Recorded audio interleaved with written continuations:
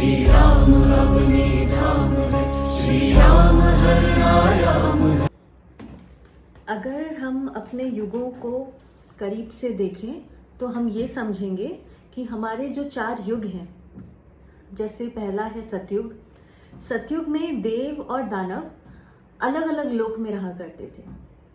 फिर आया त्रेता युग। त्रेता युग में देव और दानव एक ही लोक पे रहने लगे, जैसे भगवान श्री राम और रावण। फिर आया द्वापर युग। द्वापर युग में देव और दानव एक ही परिवार में रहने लगे। और आज हम जिस युग में हैं वो है कल युग, जिसमें देव और दानव एक ही देह में रहते हैं, एक ही शरीर में रहते हैं। तो हम इससे यह समझ सकते हैं कि हमारी शत्रुता, लड़ाई या संघर्ष किसी बाहर के व्यक्ति से या दानव से नहीं है। हमारा संघर्ष हमारे अंदर की हमारी अपनी वृत्तियों के साथ है। और वह वृत्तियां क्या हो सकती हैं? वह वृत्तियां हो सकती हैं द्वेष, किसी से शत्रुता की भावना, किसी से जेलसी, अहंकार, ईगो। ये सारी जो भावनाएं हमारे अंदर है, यही दानव है जिसके साथ हमारा संघर्ष है। और इन्हीं पर जीत पाना हमें हमारे परमात्मा की तरफ लेके जाएगा। तो श्री कृष्ण ने बहुत ही स्पष्टता से कहा है कि कलयुग में मनुष्य को परमात्मा को पाना बिल्कुल भी कठिन नहीं होगा। अगर पहले के आपने कहानियां या पुराण पढ़े होंगे तो उसमें आपने ज़रूर सुना होगा या पढ़ा होगा कि भगवान को पाने के लिए ऋषि मुनि बहुत तप करते थे।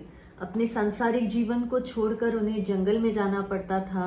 बहुत तप, तपस्या, व्रत रखते थे, तब जाके उनकी कोई इच्छा, मनोकामना पूरी होती थी, या उन्हें कोई वरदान मिलता था, या उन्हें परमात्मा के दर्शन होते थे। लेकिन श्री कृष्ण कहते हैं कि कलयुग में परमात्मा को पाना बिल्कुल भी कठिन नहीं होगा। कलयुग में केवल नाम स्मरण मात्र से ही मनुष्य को परमात्मा मिल सकते हैं। तो कहने का तात्पर्य यह है कि आप जिस भी भगवान को मानते हैं, आपके इष्ट देव हैं, उनका नाम स्मरण निरंतर करें, नियमित करें। क्योंकि आज रामनवमी है और मैं राम नाम का जप भी करती हूँ, तो मैं चाहती हूँ कि इसके फायदे मैं आपको बताऊं। सर्वप्रथम, राम ये जो नाम है, ये नाम ही भगवान राम से भी ज्यादा पावरफुल है। इस नाम में ही इतनी शक्ति है। दूसरा फायदा यह है कि राम इज द बीज मंत्र फॉर मणिपुर चक्र।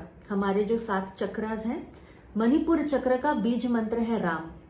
And this opens the gates towards higher consciousness.